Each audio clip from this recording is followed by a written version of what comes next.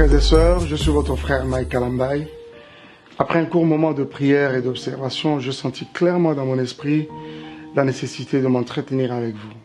C'est avec étonnement que j'ai appris, comme vous tous, tout ce qui s'est dit sur les réseaux sociaux à mon sujet par la mère de mes enfants. Je signale d'entrée de jeu que je n'apparais pas comme pour faire une riposte ou encore un droit de réponse à quoi que ce soit, mais juste une mise au point dans le but de calmer certains esprits, notamment ceux de nos mamans à travers le monde qui se sont sentis très blessés en elles-mêmes et qui n'ont pas vite caché leur indignation face à toutes ces accusations gratuites et toutes ces images de violence qui ont fait route avec.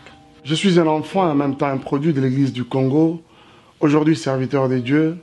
Je demanderai à toutes mes mamans qui m'ont vu naître et grandir de faire le porte-parole auprès de 4 milliards de femmes à travers le monde, leur disant que je n'ai jamais été quelqu'un de violent et c'est pas aujourd'hui que je vais l'être. Retenez que je n'ai pas renoncé à mes deux armes qui sont la prière et le silence. Ce silence qui ne m'a pas été suggéré mais plutôt imposé par le Seigneur lui-même.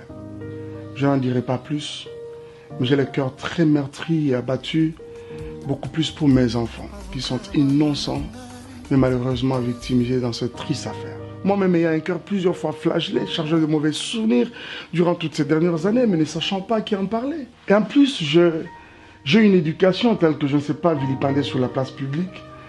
Quelqu'un qu'on a chéri hier et à qui on a dit je t'aime, pour s'être retrouvé en train de perdre les nord aujourd'hui. C'était votre frère Mike Kalambaye. Merci pour votre attention.